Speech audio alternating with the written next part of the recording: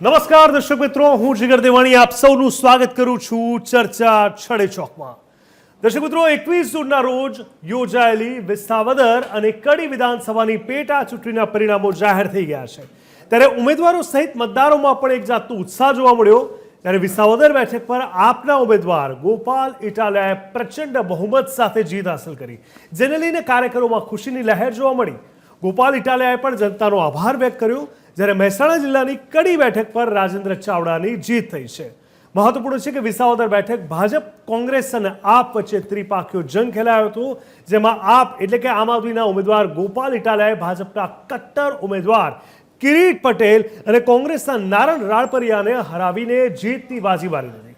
ગોપાલ ઇટાલિયા પ્રથમ વખત વિધાનસભામાં જશે. ત્યારે હાલમાં ગોપાલ ઇટાલિયાના પરિવારમાં અને તેમના સમર્થકો સહિત કાર્યકરોમાં ખુશીની લહેર ફરી વળી છે. આપના સંયોજક અરવિંદ કેજરીવાલે પણ ગોપાલ ઇટાલિયાને અભિનંદન પાઠવ્યા. વિસાવદર વિધાનસભા બેઠકથી ગોપાલ ઇટાલિયાએ ભાજપના ઉમેદવાર કિરીટ પટેલને હરાવીને ગુજરાતમાં જાણે કે રાજકીય ભૂકંપ લાવી દીધો હોય એવું લાગે છે. એવું કહેવામાં કોઈ અતિશયોક્તિ નથી કે ગોપાલ ઇટાલિયાને કારણે ગુજરાતની વિસાવદર બેઠકની પેટા ચૂંટણીએ સમગ્ર ગુજરાતમાં જાણે ચૂંટણીનો માહોલ ઊભો કરી દીધો હતો. ગુજરાત વિધાનસભામાં 162 બેઠકનું સંખ્યાબળ ધરાવતી ભારતીય જનતા પાર્ટીના પ્રભુત્વની વિરુદ્ધમાં સામે પ્રવાહે તરીને તેમણે જીત મેળવી. માત્ર 5 વર્ષ પહેલા જ ગુજરાતના રાજકારણમાં એન્ટ્રી કરનાર ગોપાલ ઇટાલિયા છેક ગુજરાત વિધાનસભા સુધી પહોંચી ગયા છે. તેમણે મેળવેલી જીતની ચર્ચા સમગ્ર ગુજરાતમાં છે. પરંતુ ગોપાલ ઇટાલિયા કોણ છે, રાજકારણમાં આવ્યા પહેલા તેઓ શું કરતા હતા અને કેવી રીતે તેઓ ગુજરાતના રાજકારણમાં ચર્ચાતું નામ બની ગયા, ગોપાલ ઇટાલિયાએ વિસાવદરથી જીત કેવી રીતે મેળવી, વિસાવદરમાં કયા પરિબળો ભાજપને ભારે પડ્યા, કેવી રીતે આમ આદમી પાર્ટીએ ભાજપ સામે નવી જ રણનીતિ ઘડી અને તેમાં સફળતા મેળવી, આ તમામ મુદ્દે ચર્ચા કરીશું આજે ચર્ચા છડે ચોકમાં.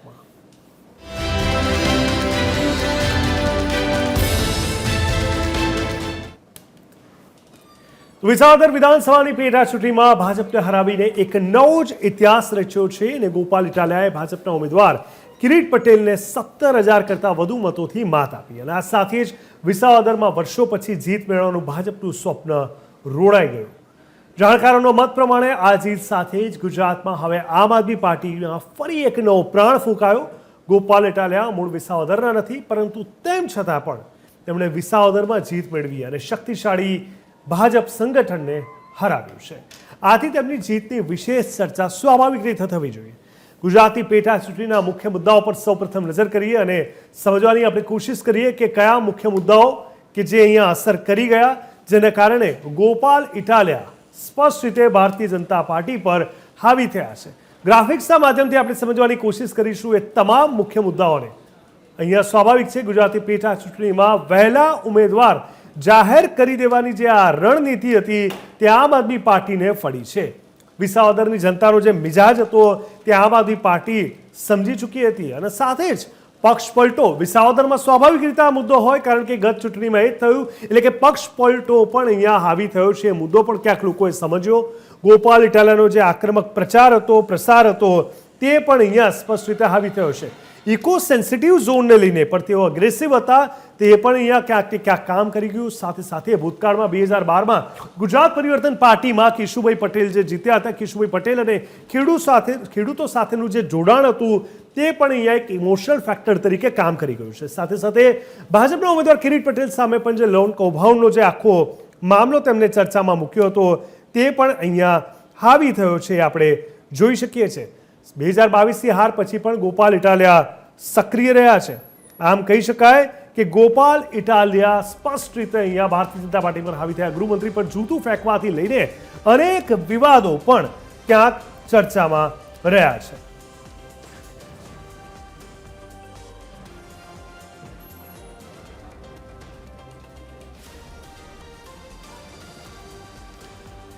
ત્યારે સવાલ એ છે કે ગોપાલ ઇટાલિયા કોણ છે. સવાલ છડે ચોકમાં આપણે સમજવાની કોશિશ કરીશું. કોંગ્રેસના હાથના કર્યા હૈયે ભાગ્યા છે. આમાં રાજકારણમાં આવ્યા પહેલા તેઓ શું કરતા હતા કે 5 વર્ષની અંદર આટલા આગળ નીકળી ચૂક્યા છે, કેવી રીતે તેઓ ગુજરાતના રાજકારણમાં ચર્ચાતું નામ બની ગયા, આ તમામ સવાલો અહીંયા મુખ્ય મહત્વપૂર્ણ છે. ગોપાલ ઇટાલિયા વિસાવદરથી જીત આખિરકાર કેવી રીતે મેળવી, જ્યારે અહીંયા કાંટાની ટક્કર સ્પષ્ટ જોવા મળી હતી, ત્યારે વિસાવદરમાં કયા પરિબળો ભારતીય જનતા પાર્ટીને ભારે પડ્યા છે?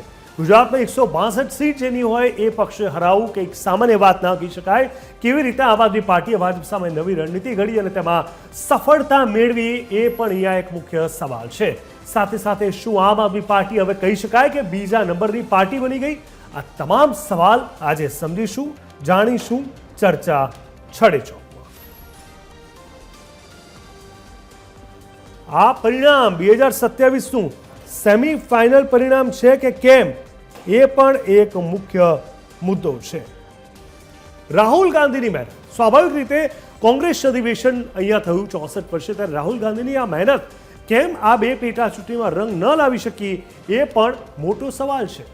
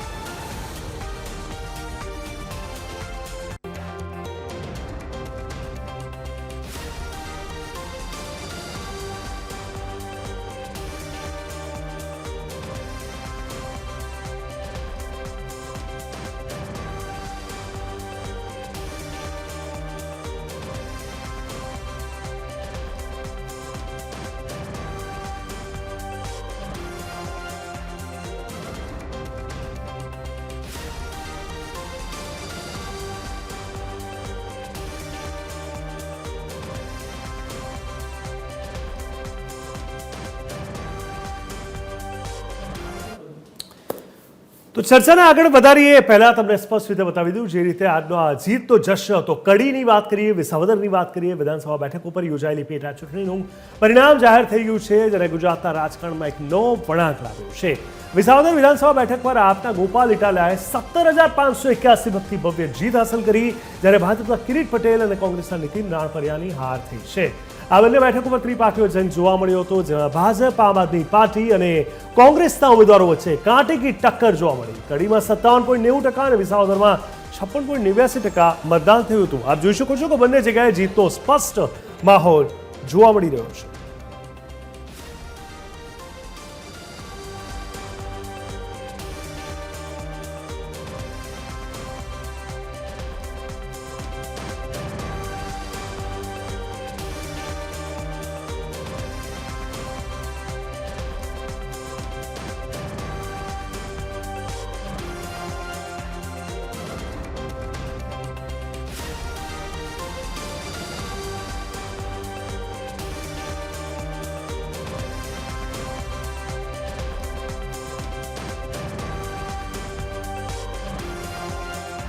તો કડી અને વિસાવદર વિધાનસભા બેઠક ઉપર યોજાયેલી પેટા ચૂંટણીનું પરિણામ જાહેર થઈ ગયું છે, જેને ગુજરાતના રાજકારણમાં એક નવો જ વળાંક લાવ્યો. વિસાવદર વિધાનસભા બેઠક પર આપના ગોપાલ ઇટાલિયાએ 17,581 મતથી ભવ્ય જીત હાંસલ કરી, જ્યારે ભાજપના કિરીટ પટેલ અને કોંગ્રેસના નીતિન રાણપરિયાની હાર થઈ. આ બંને બેઠક ઉપર ત્રિપાખીયો જંગ જોવા મળ્યો હતો, જેમાં ભાજપ, આમ આદમી પાર્ટી અને કોંગ્રેસના ઉમેદવારો વચ્ચે કાંટાની ટક્કર હતી. કડીમાં 57.90 અને વિસાવદરમાં 56.89% મતદાન થયું હતું.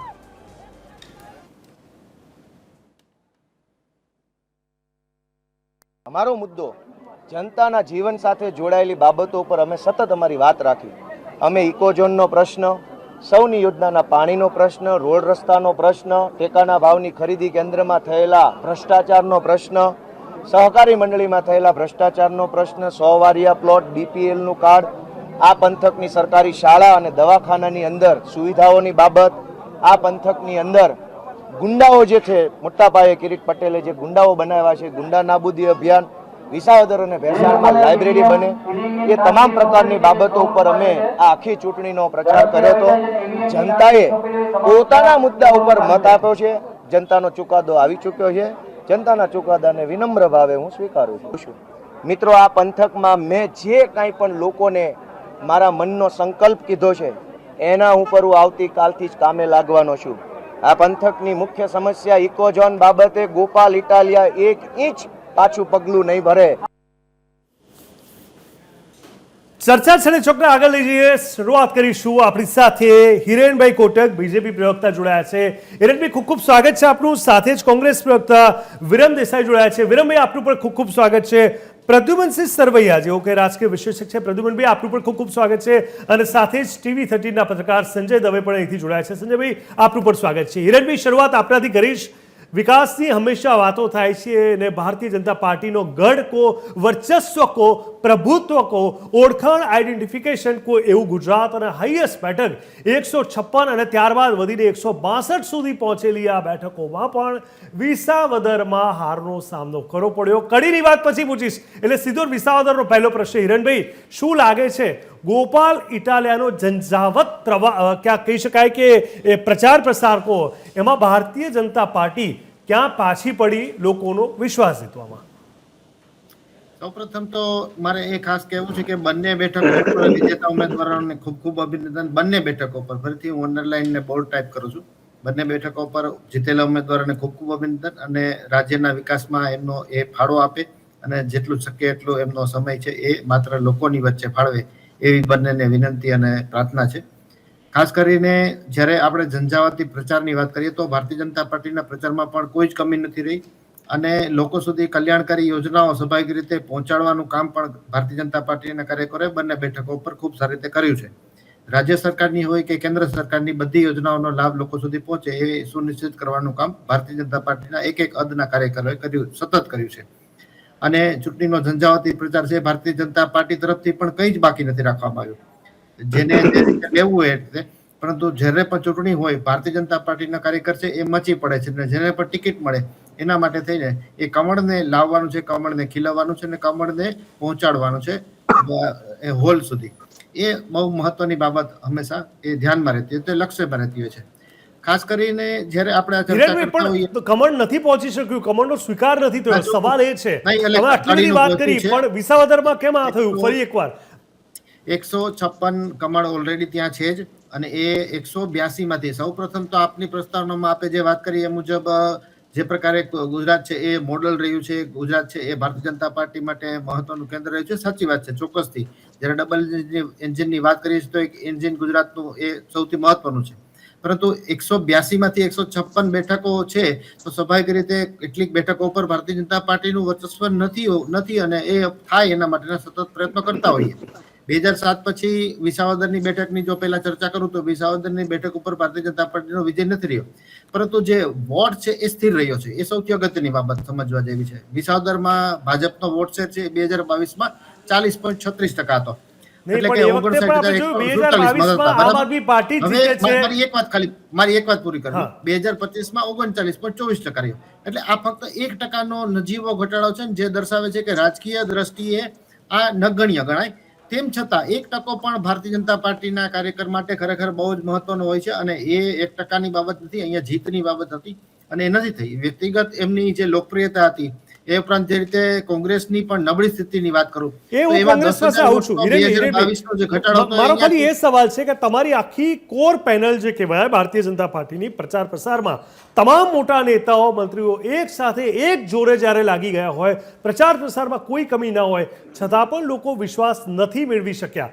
શું એની પાછળ આ પક્ષ પલટા જેવી માનસિકતા અને આ પ્રકારનું આ જે કહેવાય કે હોર્સ ટ્રેડિંગની વાતો થતી હોય છે, અથવા ક્યાંક એવું કહી શકાય ખરા કે સામાન્ય જનતા, કારણ કે ખેડૂતો સાથેની સરકાર, જમીન સાથેની જોડાયેલી એક ત્યાંની સ્થાનિક પબ્લિક છે, આપણે જોયું છે, અને એમનો વિશ્વાસ એ મોટા પ્રચાર કે મોટા પ્રસાર અથવા ક્યાંક કહી શકાય કે એક લક્ઝુરિયસ વસ્તુ સાથે ત્યાંની જનતા નથી જોડાયેલી, જમીન સાથે જોડાયેલી છે. તો એ વિશ્વાસ ક્યાંક જીતવામાં આપણે પાછા પડ્યા. ભારતીય જનતા પાર્ટીની વાત કરું તો એ સ્વીકારો છો તમે હિરેનભાઈ? જો આપણે હાથમાં લખેલા અંગ્રેજી છો ને જો બીજી તરફથી વાંચીએ તો નવ વંચાય એ સ્વાભાવિક છે, પરંતુ મારે તો એ જ કહેવું છે કે જ્યારે પણ ચૂંટણી આવે છે, કોઈ પણ ચૂંટણી હોય, ચૂંટણી બહુ નાના પદ માટે હોય કે મોટા પદ માટે હોય, ભારતીય જનતા પાર્ટીના તમામ કાર્યકરોથી લઈ અને શીર્ષક નેતૃત્વ પણ એ ચૂંટણીમાં પોતાનું એડી ચોટીનું જોર લગાવે છે અને આ સામાન્ય બાબત છે. હવે જો એ શીર્ષક નેતૃત્વ કે જેને આપણે હાઈકમાન્ડ કોંગ્રેસમાં શબ્દ વપરાય છે, એ લોકો પણ જો અહીંયા ન આવતા હોય કોઈ ચૂંટણીમાં, તો એ પ્રશ્ન છે. પ્રશ્ન ત્યાં નથી કે જ્યાં કેમ આવે છે. આવે છે તો સ્વાભાવિક રીતે એ પ્રયત્ન કરે છે, પરંતુ એ આવે છે તો એનો અર્થ એ નથી કે એ ચૂંટણી હારી જાય છે તો એ પ્રશ્ન થઈ ગયો કે હવે શું થશે. આ ભવિષ્ય પાકવાની પદ્ધતિમાં થોડો બદલાવ કરીને આપણે વિચારવું પડશે કે સ્વાભાવિક રીતે દરેક ચૂંટણી એટલી જ મહત્વની છે અને એક એક બેઠક એટલી મહત્વની છે. જે આપ જાણો છો જે મુજબ ધારાસભ્યમાં જે રીતે ધારાસભ્યોની વાત કરીએ તો ધારાસભ્યોની સંખ્યા મુજબ રાજ્યસભાના સભ્યો નક્કી થતા હોય અને એના કારણે આપણે દેશના મહત્વના નિર્ણયો લઈ શકતા હોય, ત્યારે એક એક બેઠકનું એટલું જ મહત્વ છે ને એમાં એટલી પ્રયત્ન થવો જોઈએ. નહીં, તમે રોલ રિસ્પોન્સિબિલિટીની વાત કરો છો, હું તો જવાબદારી અને કારણોની વાત કરી રહ્યો છું. તમે રોલ રિસ્પોન્સિબિલિટીની વાત કર્યો છો હિરેનભાઈ. ઠીક છે, તમારી પાસે આવું છું. પ્રદ્યુમનભાઈ, આમ આદમી પાર્ટીની વિસાવદરમાં જીત, કડીમાં ભારતીય જનતા પાર્ટીની જીત, પરંતુ ક્યાંક કહી શકાય કે ત્રીજા મોરચાનું જે સ્થાન હંમેશા નથી રહ્યું. ગુજરાતનો રાજકીય ઇતિહાસ આપણે જોઈ લઈએ, પરંતુ ક્યાંક ને ક્યાંક વિસાવદરે જીવતું રાખ્યું છે અને 2027 પહેલાની જો આને આપણે સેમીફાઇનલ જો ગણતા હોઈએ તો આમ આદમી પાર્ટી માટે ક્યાંક પ્રાણ ફૂંકાયો છે એવું કહી શકાય ખરા? એનું એક્સેપ્ટન્સ વધશે ધીરે ધીરે?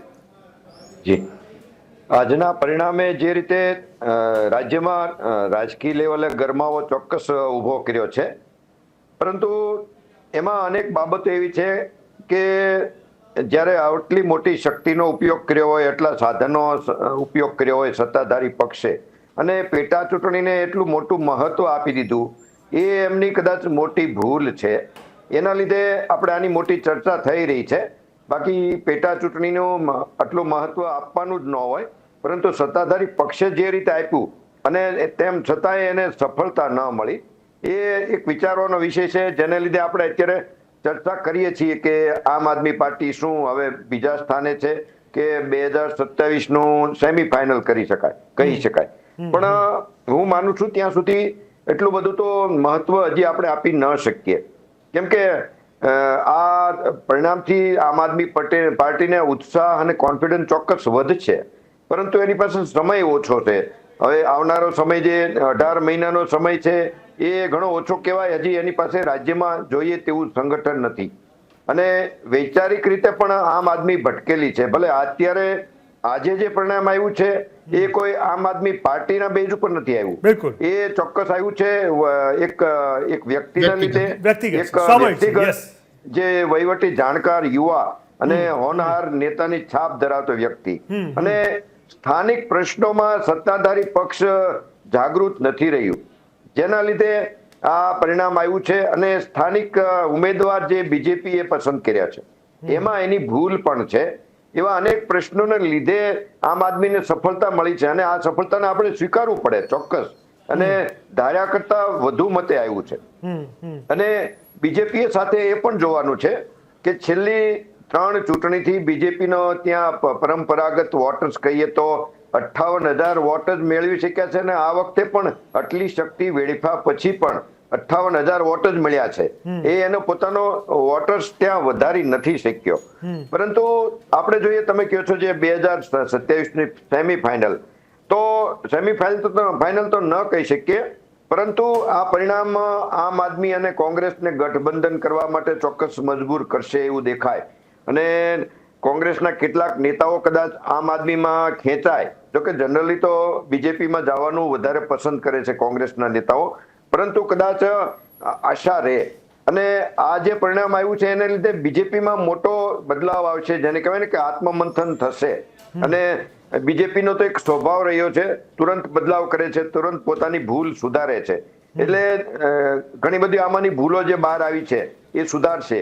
જે રીતે પાટીદાર સમાજ અહીં એક સાથે આમ આદમી પાર્ટીના ઉમેદવાર સાથે રહ્યો છે, કદાચ એને કતારગામની ભૂલ સુધારીને પોતાના આ યુવા નેતાને આગળ કર્યો છે, પરંતુ આવનારા સમયમાં લગભગ બીજેપીની સાથે જ જે પાટીદાર સમાજ રહ્યો છે એ કન્ટિન્યુ રહેશે.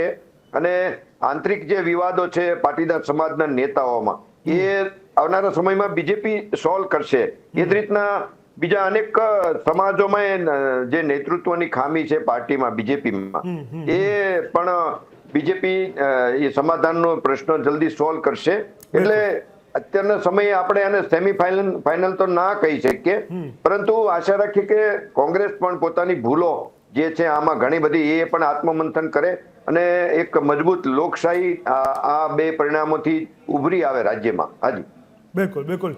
આ સેમીફાઇનલ તો નહીં, પણ આપણે હંમેશા એટલે ચર્ચા કરવી જરૂરી છે કે એક વોટ, 1% વોટ કે પછી એક વ્યક્તિની જીત, એને આપણે હળવાશથી એટલા માટે નહીં લઈએ કારણ કે ભૂતકાળમાં રાજકીય ઇતિહાસમાં ઘણા એવા પરિણામો એક વોટથી શું થયું છે, કેવી સરકાર પલટાઈ છે, અને એ બધું આપણે જોઈ ચૂક્યા છે.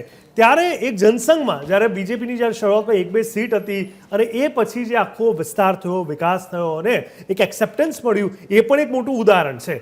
પરંતુ આ તમામની વચ્ચે વિરમ દેસાઈ કોંગ્રેસ નેતા, મારે તમને એ પૂછવું છે, હવે તમને કડીની વાત કરું કે વિસાવદરની વાત કરું, કોંગ્રેસમાં જે રીતે છેલ્લા 2 મહિના પહેલા રાહુલ ગાંધી અહીંયા આવીને મહાઅધિવેશન માટે ગુજરાતને પસંદ કર્યું હતું, જે રિસ્પોન્સ મળ્યો હતો 64 વર્ષ બાદ, 1961 બાદ 64 વર્ષ બાદ જ્યારે ગુજરાતમાં રાષ્ટ્રીય મહાઅધિવેશન થાય છે, આખું કોંગ્રેસનું મોટી મંડળ અહીંયા આવી જાય છે, પ્રચાર પ્રસાર થાય છે, નવેસરથી કોંગ્રેસ ઊભી થાય એવો રાગ અલાપાય છે.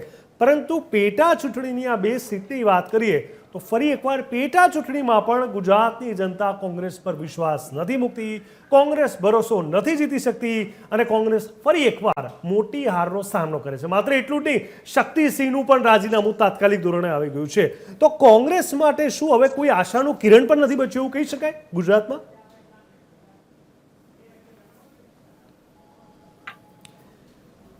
વિરમભાઈ મ્યુટ લાગે છે, આપે એકવાર અનમ્યુટ કરવું પડશે, અવાજ નથી પહોંચી રહ્યો આપનો. હેલો, હા હવે આવે છે ને? જી જી. ઓકે. હાર એ હાર છે, એ પછી એક વોટથી બી થતી હોય, એક બેઠકની થતી હોય, અથવા તો આપણે એનાથી વધારે બેઠકો લઈ લઈએ. હાર એ હાર હોય છે અને અમે એને સહજ સ્વીકારી છે. ક્યાંક અમે ઊણા ઉતર્યા છીએ તો ચોક્કસ બાબત છે, જેના પરિણામો ઉપરથી આપણને ખબર પડે કે ભાઈ ક્યાંક અમે ઊણા ઉતર્યા છીએ. અમારી વિચારધારા, અમારા જે મુદ્દાઓ હતા, જે સ્થાનિક લેવલે અમે ફર્યા હતા અને જે ડોર ટુ ડોર જે અમારો પ્રચાર હતો અને ત્યાં આગળ જે અમને જાણવા મળી હતી, જેની સમસ્યાઓ હતી, અને એ જ સમસ્યાઓનો અમે મુદ્દો બનાવ્યો હતો. પણ તે છતાંય અમે એમને વિશ્વાસ અપાવવામાં અથવા તો ક્યાંક બીજી રીતે અમે ઊણા ઉતર્યા છીએ, એ અમે હારને સ્વીકારીએ છીએ, સહજ સ્વીકારીએ છીએ. અને જેમ પ્રદ્યુમનસિંહે જે વાત કરીએ, ચોક્કસ આનું મનોમંથન થશે, વિચાર વિમર્શ થશે, પાર્ટીના પ્લેટફોર્મ ઉપર આની ચર્ચા થશે, ક્યાં ક્યાં ભૂલો અમારી થઈ છે એમાંથી કંઈક અમે નવું શીખશું. અને જે રીતે હમણાં જે અમારું સંગઠન જે બની રહ્યું છે, નવનિયુક્ત પ્રમુખો જે હમણાં નિમાયા છે, સંગઠનના વડાઓની નિમણૂકો થઈ છે, એક રાહુલજીના આવ્યા પછીનો એક ઉર્જા જે છે એ કાયમ છે. એટલા માટે હું કહીશ કે આ બંને બેઠકો છે એ હંમેશા, આપણે વિસાવદરની વાત કરીએ તો એ ભારતીય જનતા પાર્ટીનો ગઢ રહ્યો છે. આપણા પૂર્વ મુખ્યમંત્રી શ્રી આદરણીય કેશુભાઈ પટેલ ત્યાંથી લડ્યા છે, ત્યાંથી એ જીત્યા છે. અહીંયાથી નીતિન પટેલ જીતેલા છે, જે આપણા મુખ્યમંત્રી હતા. પણ બાબત એ છે કે આજે પણ 5-5 ટર્મથી છેલ્લી 5 ચૂંટણીઓની આપણે ઉલ્લેખ કરીએ તો એ 5-5 ટર્મથી હજુ પણ આ વિસ્તારો એકમાંથી મુખ્યમંત્રી આવતા હોય, એક વિસ્તારમાંથી ઉપમુખ્યમંત્રી, આજે પણ ત્યાં આપણે હજુ વિકાસની બાબતોની હજુ ઉલ્લેખ કરવો પડતો હોય છે. એના બાબતે લઈને હજુ પણ મત માંગવા આપણે નીકળવું પડતું હોય તો હું ચોક્કસપણે માનું છું કે કામ લોકોના નથી થતા, લોકો બેરોજગારી એટલી જ છે. વિરમભાઈ, ચૂંટણી જો જાહેર થઈ હોત ને આજે, અથવા ચૂંટણી જાહેર થઈ હોત અથવા ત્યાં સ્થાનિક નેતાઓના નામ ડિક્લેર થયા હોત ને તો આ બધી ચર્ચા હું ચોક્કસ કરે. પરંતુ આજે પરિણામ આવી ગયું છે એટલે મારે વિકાસની વાતો અથવા એના પર નહીં, પણ લોકોનું એક્સેપ્ટન્સ કોંગ્રેસ તરફી બિલકુલ નથી. જીગરભાઈ, હું એ જ વાત કરી રહ્યો છું. એના ઉપર મેં શરૂઆતમાં જ કહી દીધું કે જે સહર અમે ક્યાંક ઊણા ઉતર્યા છીએ એવું સ્વીકારીએ છીએ, પરંતુ જે વિકાસના નામે કે મારા મિત્ર હિરેનભાઈ જે વાત કરી રહ્યા હતા કે વિકાસને લોકો વળગી રહ્યા છે ને વિકાસના, તો તમારી હાર વિસાવદરમાં ના થઈ. છેલ્લી 3 ટર્મથી તમે ચૂંટણીઓ જુઓ તો 2017ની અંદર અમારા કોંગ્રેસથી ત્યાં એ જ વિધાનસભાની બેઠક ઉપર કોંગ્રેસ જીત્યું હતું. એ પછી આમ આદમી પાર્ટીની બેઠક હતી અને એ ભારતીય જનતા પાર્ટીએ પોતાના પક્ષમાં એમને લઈ લીધા અને પછી આ પેટા ચૂંટણીનું સર્જન થયું. પણ મુખ્ય બાબત એ છે કે જે રીતે ભારતીય જનતા પાર્ટી વિપક્ષને અહીંયા રહેવા દેવા માંગતી નથી. આ દેશની અંદર માત્ર ને માત્ર સત્તા સ્થાને એ ટકી રહે, સામે કોઈ વિરોધ કરવા વાળું ના હોય એવી એમની માનસિકતા છે કે અમે બધી જ બેઠકો જીતી લઈશું. એવું જો તો ભારતમાં બધા રાજ્યોમાં ભારતીય જનતા પાર્ટી સિવાય બીજી કોઈ સરકાર જ ના હોત. એટલે આપણે એવું કહીએ એ થોડી અતિશયોક્તિ હશે વિરમભાઈ. એના કરતાં કોંગ્રેસ માટે કેમ ઊભું થવું, કેમ એની નેતૃત્વ લીડરશિપની એના પર કામ થવું, અને ખાસ કરીને રાષ્ટ્રીય ધોરણે જ્યારે તમામ નેતાઓ આટલા મોટા, તમારી પાસે પણ ટીમ છે કોંગ્રેસમાં, પરંતુ એ લોકોએ પણ ક્યાંક મેદાન આવવું પડશે. ગુજરાતમાં જો નબળું પરફોર્મન્સ છે તો વારંવાર રાહુલ ગાંધી કહો, સોનિયા ગાંધી કહો, પ્રિયંકા ગાંધી કહો, અનેક નેતાઓએ પ્રચાર પ્રસારથી લઈને રણનીતિમાં, તો લોકોને ક્યાંક તો લાગે. કારણ કે 2022માં વિરમભાઈ એવું કહેવાતું હતું કે ઓપ્શનમાં બીજું કોઈ છે જ નહીં. હવે જ્યારે લોકો આવી વાત કરે, સ્થાનિક લોકો, ત્યારે લોકશાહી માટે અને કોઈ પણ પક્ષ માટે આનાથી વધારે દુઃખની વાત ના હોય. અત્યારે ફરી એકવાર એ જ સાબિત થયું કે ઓપ્શનમાં કોઈ છે જ નહીં. આમ આદમી પાર્ટીને તક આપી પણ તમને ના આપી. જીગરભાઈ એવું નથી, ક્યાંક કહું છું કે અમે ઉણા ઉતર્યા છીએ. અમારું રાષ્ટ્રીય લેવલ ઉપર આમ આદમી પાર્ટી સાથે અમારું ગઠબંધન હતું. અહીંયા જે અમારી જે વિચાર વિમર્શ ચાલતો હતો કે એની અંદર અમારી વાત હતી કે આપણે ગઠબંધન અહીંયા સ્થાનિક લેવલે રાખવું છે, પણ તે છતાં આમ આદમી પાર્ટીએ પહેલ કરીને પોતાનો ઉમેદવાર પણ નક્કી કરી નાખ્યો હતો. અને એક એમને ફાયદો એ પણ થયો છે કે એમને જે વહેલી તકે જે એમને એમનું ઉમેદવારનું નામ આપી લીધું હતું, આજે આપણે ગોપાલભાઈનું, અને ગોપાલભાઈ ત્યાં પ્રચાર પ્રસારમાં બી લાગી ગયા હતા. અને ક્યાંક અમે અમારી જે વાત છે, અમારો વિશ્વાસ અપાવવામાં અમે હજુ પણ અમે સ્વીકારીએ છીએ કે ભાઈ એ અમે ક્યાંક ઉણા ઉતર્યા છે, ચોક્કસ બાબત છે. પરંતુ આવનારી ચૂંટણીમાં 2027માં પ્રદ્યુમનસિંહ આપને બહુ સરસ વાત કરી કે અત્યારથી આપણે એને સેમીફાઇનલ ગણી લેવી એક બહુ વહેલું કહેવાશે. હજુ બધું ઘણું બધી મજલ કાપવાની છે. દિલ્હી બહુ દૂર છે અને આવનારા દિવસોમાં તમને કોંગ્રેસનું સંગઠન મજબૂત રીતે કામ કરતું દેખાશે, લોકોની વચ્ચે હશે. અને આ જે પ્રજાના કામો અત્યાર સુધી ત્રીજા પાર્ટીને અત્યાર સુધી કોઈ ગુજરાતે ક્યારેય સ્વીકાર્યો નથી. ભૂતકાળની અંદરની વાત કરું કે ભારતીય જનતા પાર્ટીનો જે વખતે ઉદય થતો હતો અને એ વખતની વાત કરતો જનતા દળ હતું અહીંયા આગળ અને રાષ્ટ્રીય પાર્ટી હતી જનતા દળ. આજે તમે જુઓ કે જે પણ વિરમભાઈ તમે ઠીક છો, વાત સાચી છે, ત્રીજી પાર્ટી નથી સ્વીકારી. આજની બે પેટા ચૂંટણીમાં ત્રીજી પાર્ટીને સ્વીકારી છે, તમને નથી સ્વીકાર્યા. 10 સેકન્ડમાં મારી વાત પૂરી કરી લઉં તો એ પછી જનતા દળના પાટિયા વખાઈ ગયા છે કે તાળા વાગી ગયા છે. 30 વર્ષથી કોંગ્રેસની વિરમભાઈ મને લાગે છે આપણે ઓડિયન્સનો સમય વેડફી રહ્યા છે. જો આપણે 30 વર્ષ જૂની વાત કરીશું તો આપણે થોડા પ્રેઝન્ટ પર આવી જઈએ. વિરમભાઈ હાજી ઠીક છે, આવું છું વિરમભાઈ, તમારી પાસે પણ આવું છું. હિરેનભાઈ તમારી પાસે પણ આવું છું. સંજયભાઈ પણ જોડાય છે. સંજયભાઈ, TV13 જ્યારથી આ ચૂંટણીની વાતો થતી હતી, જ્યારથી જાહેરાત થઈ, આનો હુંકાર થયો, ત્યારથી અનેક સોશિયલ મીડિયા કહો, ડિજિટલ મીડિયા કહો કે પછી ચર્ચા ચડે ચોખ્ખો અનેકવાર આ મુદ્દે આપણે ચર્ચા કરી છે. આપ પણ સહભાગી બની ચૂક્યા છો. ત્યારે શું કહે છે આપનું એનાલિસિસ? કારણ કે આમ આદમી પાર્ટીનું એક્ઝિસ્ટન્સ ના બરોબર હતું અને એવામાં અચાનક ઊભું થવું, 156 થી 162 સીટ આસપાસ જ્યારે ભારતીય જનતા પાર્ટીની હોય, હવે જો કોંગ્રેસ સામે હોય, ને છતાં પણ આમ આદમી પાર્ટી વિસાવદરમાંથી ફરી એકવાર એકડો ઘૂંટવા જઈ રહી છે. ક્યાંક કહી શકાય કે જનતા માટે એક નવો ઓપ્શન ખુલ્યો છે, ક્યાંક કહી શકાય કે ભારતીય જનતા પાર્ટીનો અતિ આત્મવિશ્વાસ ભારે પડ્યો છે. શું તમારું એનાલિસિસ કહે છે? બિલકુલ, અહીં જે વાત છે એ વિશ્વાસ, આત્મવિશ્વાસ અને પોતાના વ્યક્તિની. 2017નું મને દ્રશ્ય યાદ આવે છે. વિધાનસભા પરિસરમાં પગથિયા પાસે અમે લોકો સૌ હતા, કેમેરામેનોની ટીમ હતી, રિપોર્ટર્સ હતા. ત્યારે એક જુવાન ગોપાલ ઇટાલિયા જે આવે છે તત્કાલીન ગૃહમંત્રીની સામે પોતાનું જૂતું ફેંકે છે અને ઘટનાક્રમ સર્જાય છે. સમગ્ર ચેનલોએ એને કવરેજ કર્યો હતો. ત્યારથી પોતાની માધુપુરા પોલીસ સ્ટેશનમાં નોકરી કોન્સ્ટેબલની મળે છે. એના પછી રેવન્યુ ડિપાર્ટમેન્ટમાં ક્લાર્ક બને છે. એના પછી ધંધુકાની અંદર પોતે રેવન્યુ ડિપાર્ટમેન્ટમાં નોકરી કરે છે. આ પ્રકારની જીવનની સાથે સાથે એક જિંદાદિલ મિજાજ, લોકો માટે અવાજ ઉઠાવવાનો એક વિચાર અને એક નવી આગેવાની સાથે સમાજમાં આવે છે. આમ આદમી પાર્ટી સાથે જોડાય છે અને આ વિસાવદરની પેટા ચૂંટણીમાં પોતે પ્રચાર કરે છે. સવાલ અહીંયા એ છે કે લોકોએ અત્યારે એક જવાબ આપ્યો છે કે એ લોકોને ભ્રષ્ટ, દંભી કે માટી પગા નેતાઓ નહીં, એવો વ્યક્તિ જોઈએ છે કે જે એમનો અવાજ વિધાનસભા ગૃહ સુધી લઈ જાય, એમના માટેની વાત કરે, ફક્ત વાત નહીં. તમે જોયું કે પ્રેસ કોન્ફરન્સમાં ગોપાલ ઇટાલિયાએ કહ્યું કે મેં આપેલા વચન, ઇકો સેન્સિટિવ ઝોન જે વિસાવદર 3 દાયકાથી શાસન કરતી ગુજરાતની અંદર ભારતીય જનતા પાર્ટીના ઉમેદવાર 3 વખત ત્યાં હારે છે. કોંગ્રેસ જે રીતે કહે છે, કોંગ્રેસના મિત્ર વિરમભાઈ જે રીતે કહે છે કે અમે હાર સ્વીકારીએ છીએ, તમે છેલ્લા 30 વર્ષથી હાર જ સ્વીકારો છો. તમે સુધારો શું કરો છો? જનતાને તમારી અંદર જ્યાં સુધી સુધારો નહીં આવે, જનતાને તમારી જે લીડરશિપ છે એ પોતાની નહીં લાગે, ત્યાં સુધી આ પ્રકારના જેને કહેવાય કે વિસ્ફોટક પરિણામો આવશે જે આજે વિસાવદરની જનતાએ આપ્યા છે. એટલે એવું કહી શકાય કે મિજાજ બદલાયો છે. કદાચ વિકાસની જે વાતો છે એની અંદર આ મિજાજ બદલાયો છે, કદાચ એનો પથ પણ બદલાશે અને સૌરાષ્ટ્રની નેતાગીરી ઉપર એક ભયંકર પ્રશ્નચિહ્ન અહીંયા મૂકવામાં આવી ગયો છે. કારણ કે જે રીતે સૌરાષ્ટ્રના મોટા મોટા માથાઓ વિસાવદરની અંદર જે રીતે કામગીરી કરતા હતા, કોંગ્રેસની વાત નથી કરતો, ભારતીય જનતા પાર્ટીના નેતાઓ, ત્યારે જો આ પરિણામ મળે ત્યારે ખરેખર શરમજનક છે.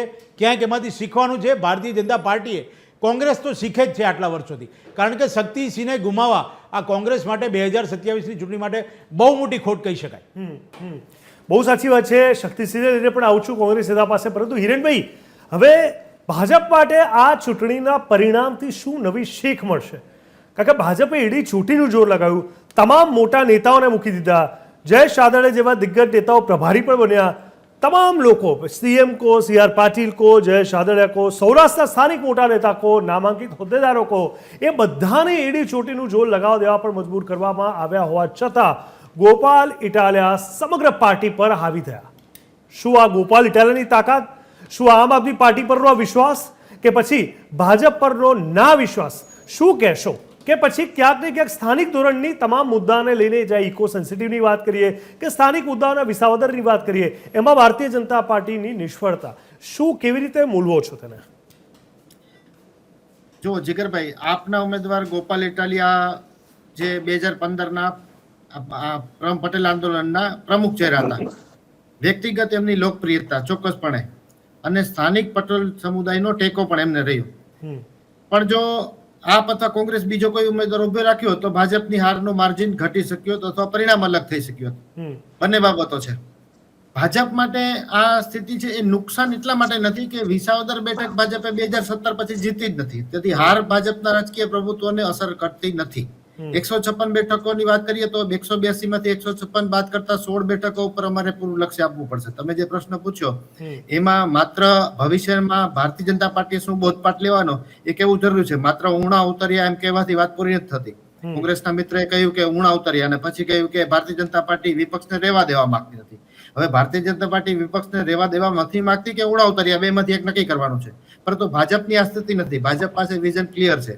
હાર થાય તો પણ વિઝન અમે ક્લિયર કરી લઈએ છીએ, ન હોય તો કરી લઈએ છીએ અને એના કારણે સતત અમે ઉભરતી પાર્ટી છીએ. અમારો વોટ શેર છે એ સતત સામાન્ય રીતે વધતો જાય છે. પરંતુ જેવી રીતે વિરમભાઈ કહી રહ્યા મુજબ 2017 પછી 2022નો જે વોટ શેર હતો એમાં એમનો વોટ શેર ઘટી અને 10,000 મત ઘટી ગયા એમના.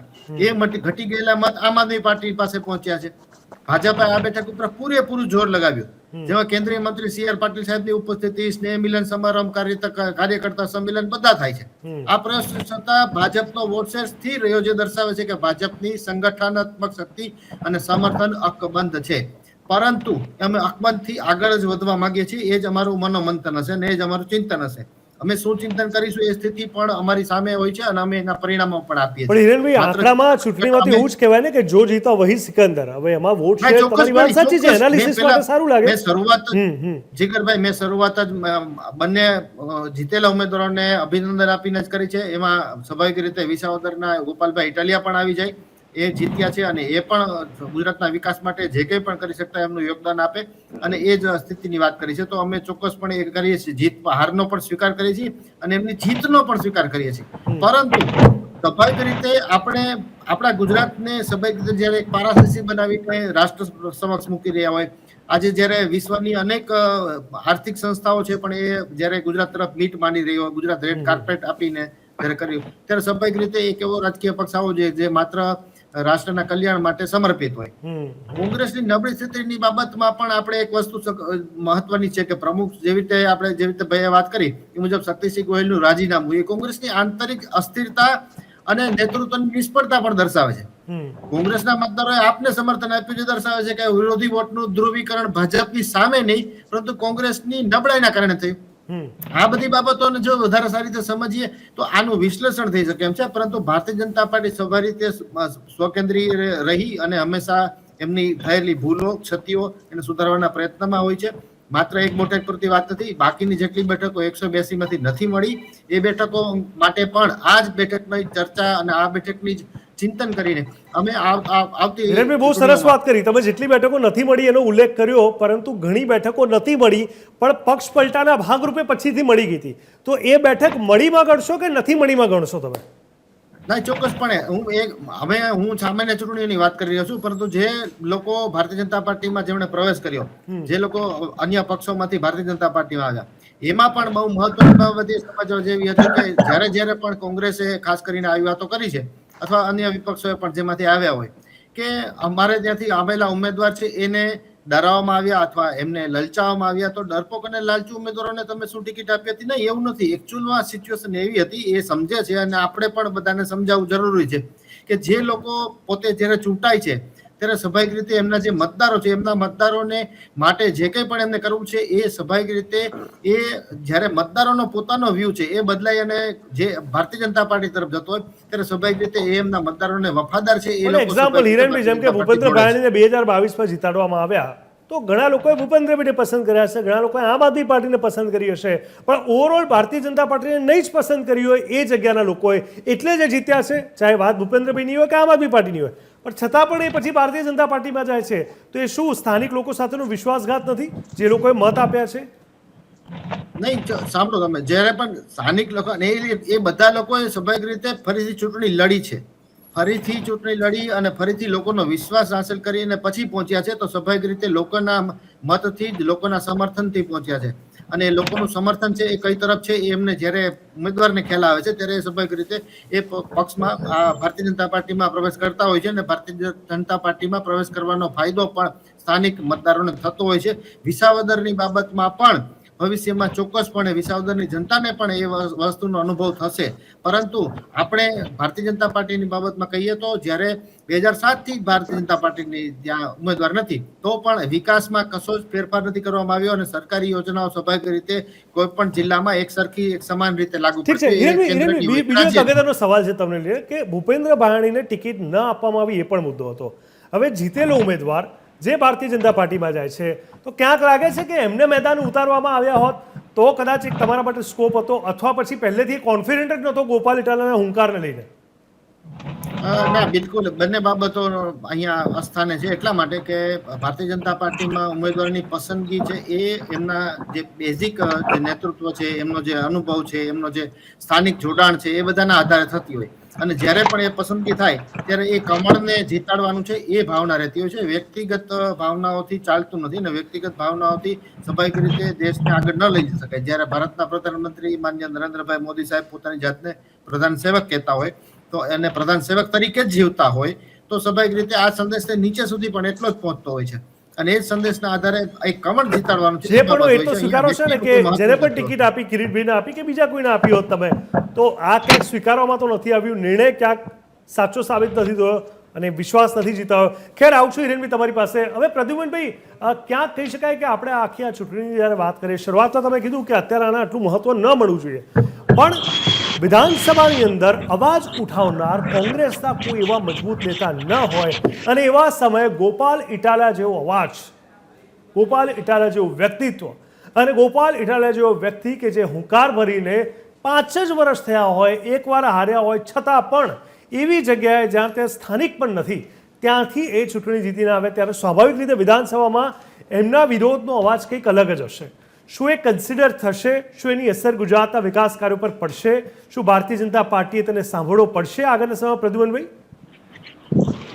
જી, ચોક્કસ. આપણે ગોપાલ ઇટાલિયા પોતે ઉત્સાહી છે, ચોક્કસ આપણે એ પોતે હોનહાર નેતા છે, બધું બરોબર છે, પરંતુ જો વિધાનસભાની વાત કરીએ તો એની પાસે આમ આદમી પાસે સંખ્યા એ જે જરૂરી હોય એ નથી. એટલે આપણે કથની અને કથની એટલે વાત કરવી એક સહેલી વાત છે. જે રીતે સ્થાનિક પ્રશ્નો એને ઉજાગર કર્યા છે ગોપાલભાઈ વાઘેલાએ, ગોપાલભાઈ ઇટાલિયાએ, એ જો હવે આવનારા સમયમાં કેટલા ઝડપી સોલ્વ કરે છે એ પણ વિસ્તારે જોવાનું છે. એ જ રીતની વાત છે કે વિધાનસભામાં કેટલો એ અવાજ પોતાનો ઉઠાવી શકે છે એ શંકાના દાયરામાં છે, કેમ કે એમને ચાન્સ એવા મળશે નહીં, હું માનું છું ત્યાં સુધી. અને સૌથી મોટી વાત કરીએ તો બંને જે સીટોમાં જે ઉમેદવારોની પસંદગી છે એ જ મોટો વિરોધાભાસ દેખાય છે. જે કિરીટ પટેલની પસંદગી કરવામાં આવી કિરીટ પટેલ આ ત્રીજી વાર વિધાનસભામાં જવામાં નિષ્ફળ રહ્યા અને અગાઉ પણ 2 વખત હાર્યા છે અને ત્રીજી વખત પાર્ટીએ પસંદગી કરી. જ્યારે બીજી બાજુ કડીમાં જે ઉમેદવારને પસંદ કર્યો છે તે પોતે RSS માંથી આવે છે, રાષ્ટ્રીય સ્વયંસેવક સંઘમાંથી. એટલે એને જે રીતે પ્રજાજનોએ સ્વીકાર્યા અને આટલી મોટી બહુમતી આપી, એટલે બે જે વિરોધાભાસ છે એ પાર્ટી પણ હવે આત્મમંથન કરશે કે આપણે પસંદગી કરવામાં ક્યાં ભૂલ કરી છે. અને જોઈએ તો છેલ્લા 17 વર્ષમાં બીજેપીએ જે અહીંયા વિસાવદરની સીટ પોતે મેળવી નથી શક્યું, તો એમાં એની પણ અનેક ભૂલો છે કે પોતાનાથી વિરોધના જે ધારાસભ્યો ચૂંટાતા હોય એ વિસ્તારમાં ગ્રાન્ટ ના આપી. અને હમણાં તો ધારાસભ્ય શ્રી રમણ પાટકરે ચોખ્ખું કીધું પંચાયતમાં પણ કે અમારા ઉમેદવારોને જે નહીં ચૂંટે એ ગામને ગ્રાન્ટ પણ નહીં આપીએ. અને એ જ પ્રકારનું કોંગ્રેસ શાસિત જે ધારાસભ્યો છે વિસ્તારનો વિકાસથી વંચિત હોય એવું ચોખ્ખું દેખાય છે. એટલે ક્યાંક ને ક્યાંક વિસાવદરને અનેક બાબતોથી વિકાસથી વંચિત પણ રાખવામાં આવ્યો છે. ઇકોઝોન જેવા સોલ્યુશન સ્થાનિક પ્રશ્નો છે એ બીજેપીના કાર્યકર્તાઓ દ્વારા ધ્યાનમાં નથી લેવામાં આવ્યા. સહકારી મંડળીનું જે કૌભાંડ છે એમાં ક્યાંક ને ક્યાંક કિરીટ પટેલનો હાથ હોય કે ન હોય એવો આક્ષેપ જે છે. અને સ્થાનિક લેવલે બીજેપીને જે નવી નેતાગીરી ઊભી કરવી જોઈએ સ્થાનિક લેવલની, એ નથી કરી શક્યા. આવા અનેક કારણો છે. અને સાથે સાથે એક વખત ની પણ 2 વખત જે ભૂલ કરી છે. હર્ષદ રીબડિયાને એન કેન પ્રકારે રાજીનામું અપાયું, પછી ભૂપત ભાયાણીને એન કેન પ્રકારે રાજીનામું અપાયું, જેના લીધે સ્થાનિક માત્ર એટલું જ નહીં, રાજીનામું અપાયા પછી જીતેલો ઉમેદવાર હતો તો એમને એટલીસ્ટ ટિકિટ આપી હોત તો પણ કંઈક પ્રોસેસ ઓથેન્ટિક લાગે અને જનતાને એક વિશ્વાસ કેળવાત કે ચલો ભાઈ કોઈ કારણથી તે લોકોએ રાજીનામું આપ્યું છે, ટિકિટ પણ તમને નથી આપી. ખેર, આના પર આગળ વધીશું. દર્શક મિત્રો, સ્વાભાવિક રીતે કડીમાં કમળ અને વિસાવદરમાં ઝાડુ છે ત્યારે હાથનો પંજો ક્યાંક હૈયે વાગ્યો હોય કોંગ્રેસ એવું લાગી રહ્યું છે. સંજયભાઈ, શું કહેશો? હવે ત્રણેય પાર્ટીના વિશ્લેષણ પર ફટાફટ નજર કરીએ તો સ્વાભાવિક છે કે આ ચૂંટણીનું પરિણામ એ દર્શાવે છે કે એટલીસ્ટ વિસાવદરની જનતા ઘણી સ્માર્ટ છે. એ લોકોને બહુ મોટા નેતાઓ, મોટી પ્રોમિસીસ, મોટા મેનિફેસ્ટો એ બધાથી લેવા દેવા નથી. એ લોકોને એવા વ્યક્તિથી મતલબ છે કે એ લોકો ક્યાંક ને ક્યાંક પોતાના ક્યાંક કોઈ ખભે રડી શકે, અડધી રાત્રે બાણું ખખડાવી શકે અને ક્યાંક પોતાના મુદ્દાઓ મૂકી શકે. અને કદાચ તમામ લોકોએ આજ સમજવાની જરૂર છે, ભારતની તમામ પ્રજાઓએ, કોઈ પણ પક્ષ, કોઈ પણ પાર્ટી માટે. શું કહેશો? બિલકુલ, કડીમાં જે રીતે નીતિનભાઈ પટેલનું જે વર્ચસ્વ અને એમનું જે કામ, એ સિવાય જે ભારતીય જનતા પાર્ટીનો ત્યાં વિશ્વાસ કડીમાં છે. આપણે એવું નથી કહેતા કે ભારતીય જનતા પાર્ટીએ કડીમાં કોઈ કામ નહીં કર્યા. કડીમાં પણ વિકાસ થયો છે, રોડ બન્યા છે, કોન્ક્રીટ રોડ બન્યા છે, RCC રોડ બન્યા છે અને ત્યાં સ્કૂલ, શાળાઓ અને એની અંદર વિકાસ થયો છે. પણ વિસાવદર આખો પંથક જે છે અમરેલી સુધી ખેડૂતોએ ઇકો સેન્સિટિવ ઝોન માટે જે રેલીઓ કાઢી અને છેક વિધાનસભા સુધી ઉઠેલા સવાલનો જવાબ એમને સરકાર પાસેથી ના મળ્યો. 3 દશકાનું શાસન અને આ સવાલનો જવાબ એમને ન મળતા જે વિચારો થયા, જે ચર્ચાઓ થઈ, ઇકો સેન્સિટિવ ઝોન સામે ભારતીય જનતા પાર્ટી કેમ એક્શન મોડમાં નથી, એના તમામ સવાલોનો જવાબ કદાચ ગોપાલ ઇટાલિયાએ આપ્યો હશે અને કદાચ જનતાએ, ત્યાંના ખેડૂતોએ એનો જવાબ સ્વીકારીને એના ઉપર ભરોસો કર્યો હશે. કદાચ આ એનું જ પરિણામ હોય. 17,000ની લીડ નાની લીડ નથી, જેને કહી શકાય કે બહુ જ પાતળી સરસાઈથી કોઈ પણ ઉમેદવાર જીતશે એવું આપણે ચૂંટણી પત્યાના દિવસ સુધી લોકો ચર્ચા કરતા હતા. તમામ રાજકીય પંડિતો પણ એવું કહેતા હતા કે નાની એવી સરસાઈથી કોઈ પણ વ્યક્તિ જીતશે. ભારતીય જનતા પાર્ટી અને કોંગ્રેસના બંને મિત્રો, એમની પાર્ટી પોતે વિશ્વાસ પણ વ્યક્ત કરતી હતી. પણ જ્યારે ગોપાલ ઇટાલિયા જીતશે એવું TV13ની 4 દિવસ પહેલાંની ડિબેટમાં જે સિનિયર પત્રકાર છે રાજકોટના જગદીશ મહેતાએ ટાઇટલ આપ્યું હતું કે છાતી ઠોકીને કહું છું કે ગોપાલ ઇટાલિયા જીતે છે. કારણ કે ગ્રાઉન્ડ લેવલનું એમનું ત્યાંનું સર્વે, આપણા રિપોર્ટરોનું સર્વે, આપણી ટીમનું સર્વે, સમગ્ર મીડિયાનું સર્વે, છતાં પણ જો આની અંદર કોઈ પણ જાતનો ફેરફાર ન આવે, છતાં એના માટે કોઈ જાતની વિચારસરણી કે ચૂંટણીમાં આટલું મતદાન કેમ થયું, કેમ લોકોની નારાજગી છે, ત્યાં પોતે ચર્ચા ન કરે અને હવે જે મનોમંથન કરવાની વાત કરે છે, શું ઇકો સેન્સિટિવ ઝોન માટે ભારતીય જનતા પાર્ટી ગંભીર થશે? જો ભારતીય જનતા પાર્ટી ગંભીર થશે તો લોકોને એમને પોતાના પ્રશ્નો જોઈએ છે, એનો જવાબ જોઈએ છે અને એના માટે જો એ પોતે કાર્યશીલ હોય તો જેમ બીજી જગ્યાએ પોતે જીત મેળવી છે, આ જગ્યા પણ પોતે મેળવી શકે છે. પણ એટલું કહી શકાય કે કેશુબાપાથી જે જીત મેળવીને ગાંધીનગર સુધી પહોંચેલું કમળ આ વિસાવદરમાં 17 વર્ષ પછી પણ આજે વનવાસ પૂરો નથી કરી શકતી ભારતીય જનતા પાર્ટી. આજે એક એવો નવો વ્યક્તિ ધંધુકાનો હોય જે સુરતમાં પોતાનું કર્મભૂમિ છે અને એ વિસાવદરમાં આવીને પોતે અહીંયા ચૂંટણી લડે છે, 3 મહિના 2 મહિનાથી પ્રચાર કરે છે, અંતરિયાળ ગામમાં જાય છે. અનેક વખત ફોન કર્યા છે આપણે, ત્યારે પણ એને એક જ જવાબ આપ્યો છે કે હું મારા જે મતદારો છે એને મળવા ગયો છું, હું તમારી સાથે જોડાઈ નહીં શકું, વાત નહીં કરી શકું. ત્યારે આપણને એમ થતું કે આ એનો અતિરેક છે, પણ આજે હવે સમજાય છે કે એને જે રીતે લોકો સાથે પોતે જે રીતે કનેક્ટ થયા અને એ કનેક્શન જોઈએ છે લોકોને પોતાનો નેતા જોઈએ છે, બહુ સાચી વાત. ફક્ત પોસ્ટરમાં અને હોર્ડિંગ્સમાં નહીં. વિકાસ તો દરેક ઈચ્છે છે અને વિકાસ કરવો એ રાજનેતાનું કામ છે. વિકાસ કર્યો એટલે કે કોઈ એહસાન તો નથી કર્યું. લોકોનો વિકાસ કરવો, પોતાના રાજ્યનો વિકાસ કરવો. આજે દેશ અને દુનિયામાં ગુજરાત મોડેલ તરીકે તમે વખાણો છો, તો તમારું ગુજરાત મોડેલ કેમ વખણાય છે? તમે ગુજરાત મોડેલની અંદર કામ કર્યું છે અને ક્યાંક ત્રુટિ રહી ગઈ છે, ત્રુટિને સ્વીકારો અને ત્રુટિને જે રીતે લોકો કામ કરે છે એમ તમે કામ કરો. તમે કામ કરશો તો તમારી પ્રજા તમારી જ છે. આજે પણ લોકો પ્રધાનમંત્રી નરેન્દ્ર મોદીનું નામ પડે છે ત્યારે એક સાથે લોકો એક અવાજે બોલે છે, ત્યારે એ એમનું કામ છે, એમના પ્રત્યેની એમની વફાદારી છે, એમના પ્રત્યેની લાગણી છે. તો જ્યાં સુધી સ્થાનિક નેતાઓ પોતાની લાગણી નહીં દેખાડે, પોતાનો કામ અને વિશ્વાસ નહીં કરે, ત્યાં સુધી આ પ્રકારના રિઝલ્ટો અને પરિણામો જોવા જ મળશે. બિલકુલ સાચી વાત છે હિરેનભાઈ. લોક સંપર્ક ખૂબ જરૂરી હોય છે, જે રીતે સંજયભાઈ ઉલ્લેખ કર્યો સ્વાભાવિક છે. આનો સાક્ષી હું પણ હતો. જેટલી પણ વાર તેમની સાથે વાત થઈ, સતત પ્રચાર પ્રસાર, લોક સંપર્ક અને કોઈક ને કોઈક ધોરણે વિસાવદરને લઈને તેઓ હંમેશા ઓક્યુપાય જોવા મળ્યા. લોક સંપર્ક એટલે ચૂંટણી આવી રહી છે અને જીતવું છે એટલે નહીં, ચૂંટણી પૂરી થઈ ગઈ છે એ પછી પણ એક્ટિવ રહેવું, કોઈ પણ ભોગે એક્ટિવ રહેવું એ ખૂબ જરૂરી છે. ભૂતકાળમાં કોંગ્રેસના નેતા અર્જુન મોઢવાડાની વાત કરું, જ્યારે કોંગ્રેસમાં હતા, અત્યારે તો કોંગ્રેસ છોડી દીધી છે, પરંતુ કોવિડ વખતે તેઓ કોંગ્રેસમાં હોવા છતાં જે મદદ કરી હતી અને એના પરિણામના ભાગ સ્વરૂપે 2022માં લોકોએ એમને જીતાડ્યા હતા. કારણ કે વેવ આખો અલગ હતો, મોટી પ્રચંડ જીત તમારી હતી, પરંતુ કોવિડનો એ પીરિયડ 2021નો જેમાં લોકોની ખૂબ મદદ કરી હતી, ત્યારે લોકોએ જોવે છે વિપક્ષનો નેતા હોય કે પક્ષનો નેતા હોય, પરંતુ લોકસંપર્કમાં છે, લોકો સાથે જોડાયેલો છે અને લોકોની મદદ વગર ચૂંટણી આવે છે, તો ક્યાંક એનું કન્સિડરેશન અલગ થતું હોય છે. હિરણભાઈ, ક્યાંક લાગે છે કે આ જમીન સાથે જોડાયેલી ભૂમિકામાં આ ગોપાલ ઇટાલે આગળ નીકળી ગયો તમારા પક્ષી?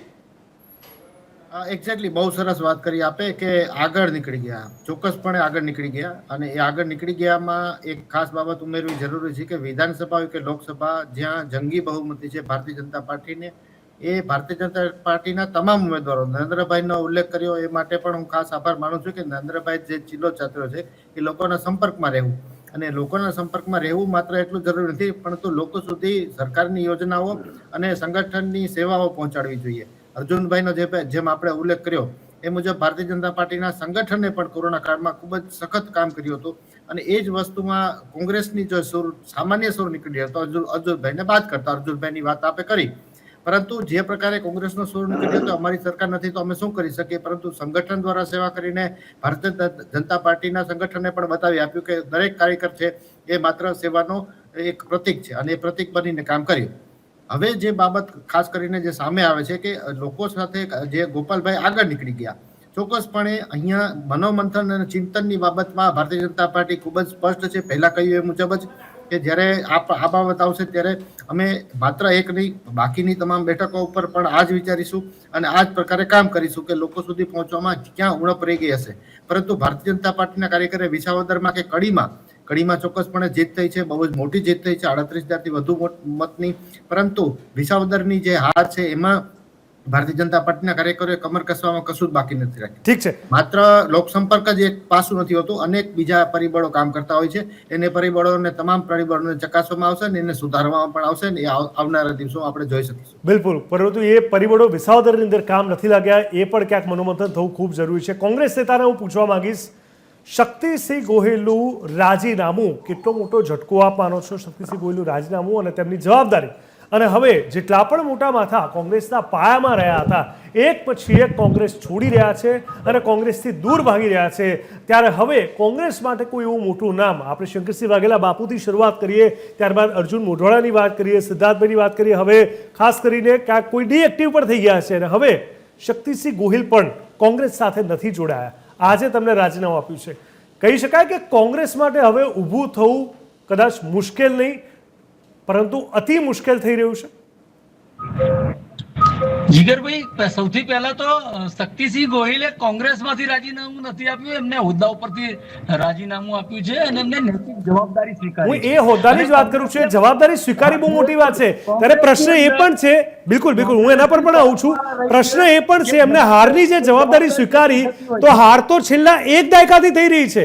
2022 જો, 2017 જો, 12 જો, 7 જો કે 2 જો, અને 26 માંથી 26 બેઠક ગઈ છે 2 વાર. એક વાર એક બેઠક એવી ગેનીબેન ઠાકોરના નામે આવી છે, કોંગ્રેસના પ્રચાર પ્રસારથી નથી આવી. તો કેમ આ જવાબદારી પહેલા ના સ્વીકારી તેમને? એ બી તો પ્રશ્ન છે. તો કોઈ બીજું આવીને કોંગ્રેસને એક્ટિવ કરી ચૂક્યું હોત. જ્યારે મારી વાત સાંભળો તમે, એ વખતની જે પરિસ્થિતિ જે નિર્માણ થઈ હતી, 26 બેઠકો જ્યારે ભારતીય જનતા પાર્ટી ગુજરાતની અંદર લોકસભાની બેઠકો જીતી, એ વચ્ચે એમની સત્તા, એમનું તંત્ર આખું લાગેલું હતું, તેની વચ્ચે જ્યારે જીત મેળવાઈ છે, તો એમાં સમૂહથી કોઈ એક વ્યક્તિથી આખી ચૂંટણી જીતાતી નથી હોતી. એની વિચારધારા, અને ગેનીબેન ઠાકોર કોંગ્રેસની વિચારધારાથી ભરેલા હતા અને કોંગ્રેસના સિમ્બોલ ઉપર લડ્યા છે. જો આપણે એવું સ્વીકારતા હોઈએ કે આમ આદમી પાર્ટીની નહીં, ગોપાલ ઇટાલાની જીત છે, તો આપણે એ પણ સ્વીકારવું પડશે કે ભૂતકાળમાં 24ની લોકસભામાં કોંગ્રેસની નહીં, ગેનીબેન ઠાકોરની જીત હતી. આટલું એક્સેપ્ટન્સ રાખવું પડશે ને આપણે, વિરમભાઈ. હું તમને એ જ કહેવા માંગુ છું કે કોંગ્રેસને તોડવામાં આવી, જે લોકોને લઈ ગયા એ લોકો પણ કોંગ્રેસના સિમ્બોલ ઉપર જીત્યા હતા. કોંગ્રેસને એમના પ્રજાની વચ્ચે જે લોકો રહીને કામ કરતા હતા, અને એમાંના ગેનીબેન પણ એ જ છે કે અમારી વિચારધારા કોંગ્રેસની એ રહી છે હંમેશા કે પ્રજાની સેવાકીય કાર્ય. હા, ક્યાંક હાર થાય છે એ વાત ચોક્કસ છે, અને 30 વર્ષથી અમે હાર થાય એટલે તમે આ વસ્તુ કહી શકો એ વાત ચોક્કસ છે. પરંતુ કોંગ્રેસ, હું તમને અગાઉ પણ એ જ કહેતો હતો કે ભાઈ છેલ્લા 30 વર્ષથી અમે શાસનમાં નથી, તે છતાં પણ કોંગ્રેસનો કાર્યકર અડગ ઉભો છે. અને અડગ ઉભો છે ની ડેફિનેશન માત્ર હું પરિણામથી જ જોઉં છું, અને પરિણામ કોંગ્રેસ માટે જે છે એ ગુજરાતની જનતા માટે વિપક્ષ તરીકેની કોઈ મજબૂત કારણ અહીંયા નથી બતાવતું. વિરમભાઈ, સમય ખૂબ ઓછો છે. ભાવનગરને મેડિકલ કોલેજ આપવામાં નહોતી આવી, ત્યારે આરોગ્ય મંત્રી તરીકે હતા, ત્યારે પણ એમને છબીલદાસ મહેતાની સરકાર હતી, એ વખત એમને રાજીનામું આપેલું. આ જવાબદારી હોય છે. સમય ઓછો છે, પરંતુ પરિણામ અને એક્શન હંમેશા બોલે છે, અને એક્શન ને પરિણામ જે છે, મેં હિરણભાઈને પણ વાત કરી વિસાવદરની, તમને પણ કોંગ્રેસની વાત કરવી મારા માટે ખૂબ જરૂરી છે. ખેર, હિરણભાઈ અને સાથે સાથે કોંગ્રેસના હતા વિરમભાઈ, સંજયભાઈ અને પ્રદ્યુમનભાઈ, આપ સૌનો ખૂબ ખૂબ ધન્યવાદ. દર્શક મિત્રો, આ ચૂંટણીએ ઘણું બધું બતાવ્યું છે આપણને. આ ચૂંટણીએ વિસાવદરની સ્માર્ટનેસ બતાવી છે. આ ચૂંટણીએ બતાવી દીધું છે કે વિસાવદર માટે ભૂતકાળથી લઈને અત્યારમાં, ચાહે ગુજરાત પરિવર્તન પાર્ટી 2012માં 2 જ સીટ, એમાં કેશુભાઈની 1 સીટ ત્યાંથી આપે છે. ત્યારબાદ ભારતીય જનતા પાર્ટી, કોંગ્રેસ, આમ આદમી પાર્ટીના નેતા પક્ષ છોડીને ભાજપમાં જાય છે, ભૂપેન્દ્ર ભાયાણી 2022માં, છતાં પણ ફરી એકવાર તેમને તક આપે છે. પક્ષ પલટાને નથી સ્વીકારતી અને કડીમાં ભાજપ જીતે છે. આ બાજુ કોંગ્રેસ ઊભી નથી થઈ રહી. ગુજરાતની જનતાએ સ્પષ્ટ બતાવી દીધું, મોટું માથું નહીં પણ જોડે ઊભું રહે એવું માથું જોઈએ છે, અને એ જ સાચો નેતા છે, અને એ જ સાચો લીડર કહી શકાય છે. ત્યારે તમામની વચ્ચે આ ચૂંટણીથી આઈ હોપ કે તમામ પક્ષો ઘણું બધું શીખશે, અને જનતા પણ વધારે સ્માર્ટ થઈ 2027માં આ જ પ્રકારે એક્ટિવલી સ્થાનિક પ્રશ્નોને મહત્વ અને પ્રાધાન્ય આપશે. આ ડિબેટમાં બસ અત્યારે આટલું. ચર્ચા છડે ચોકમાં દેશ દુનિયા ગુજરાત રાજ્યની પડે વિગતવાર સમાચાર માટે આપ જોતા રહો TV13 ગુજરાતી, હકથી ગુજરાતી. નમસ્કાર.